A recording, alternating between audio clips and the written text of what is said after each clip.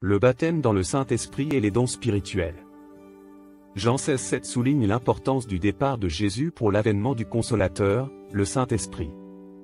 Parler des dons spirituels nécessite donc de comprendre le rôle prépondérant du Saint-Esprit et du baptême dans celui-ci. Selon Actes 19,2, le baptême dans le Saint-Esprit est un prérequis pour manifester les dons spirituels. L'immersion dans l'Esprit ou la plénitude de celui-ci ouvre la voie à la manifestation de ces dons au sein de l'Église. Les dons spirituels, 9 en nombre, sont des bénédictions pour l'Église, favorisant sa croissance et la guidant dans la vérité, Jean 16, 8 à 13. Qui est le Saint-Esprit? La Bible l'illustre à travers diverses métaphores: feu, vent, eau, huile, colombe, joie, paix, vin, courage. Ces images symbolisent le Saint-Esprit, bien plus qu'une simple puissance divine. Les groupes qui réduisent le Saint-Esprit à une force, tels que les Sabéliens ou les témoins de Jéhovah, sont considérés hérétiques. Ainsi, le baptême dans le Saint-Esprit ouvre la voie aux dons spirituels, précieuse manifestation de la grâce divine, guidant l'Église dans la vérité et la croissance spirituelle. Le Saint-Esprit, une personne divine, est clairement établi dans la Bible. Matthieu 28 verset 19 le place sur un pied d'égalité avec Dieu et Jésus, soulignant sa nature divine sans effacer l'importance de Jésus et le Père. Le Saint-Esprit agit de manière personnelle, il parle, intercède, enseigne, témoigne, donne des ordres, aide, guide, établit et console.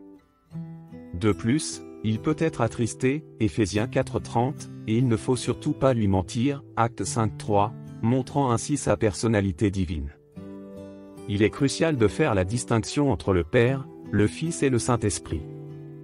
Le Saint-Esprit n'est ni le Père ni Jésus, comme le soulignent Jean 14:16 et Jean 16:7, indiquant leur distinction et leur collaboration divine.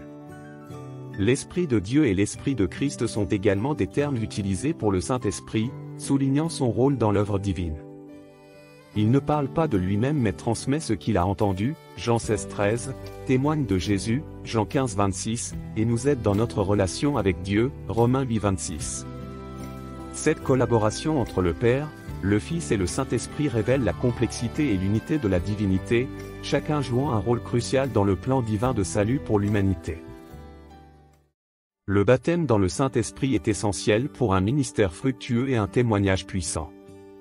C'est par le Saint-Esprit que nous recevons la puissance et l'autorité nécessaires pour accomplir la volonté de Dieu. Il est important de distinguer ce baptême de l'habitation initiale du Saint-Esprit en nous lors de notre conversion. Dans l'Ancien Testament, le Saint-Esprit était accordé à des individus spécifiques tels que rois, juges, sacrificateurs, bergers et prophètes. Cependant, la prophétie de Joël 2 verset 28 annonçait une effusion de l'Esprit sur toute humanité, accomplie avec la venue de Jésus. Il est crucial de reconnaître que le Saint-Esprit est une personne divine distincte du Père et du Fils, jouant un rôle essentiel dans notre vie spirituelle et notre service pour Dieu. En nous remplissant du Saint-Esprit, nous obtenons la capacité d'exercer notre ministère avec puissance et autorité, guidés par sa direction et son inspiration. En conclusion, le baptême dans le Saint-Esprit est une expérience spirituelle transformative qui équipe les croyants pour une vie de témoignage et de service efficace. En recherchant cette communion profonde avec le Saint-Esprit, nous sommes fortifiés et habilités pour vivre selon la volonté de Dieu et manifester sa puissance dans nos vies et ministères. Merci d'avoir pris le temps de plonger avec nous dans la parole de Dieu aujourd'hui, sur Vie et Lumière El Shaddai. Que ces enseignements éclairent votre chemin, fortifient votre foi, et vous rapprochent davantage de notre Seigneur.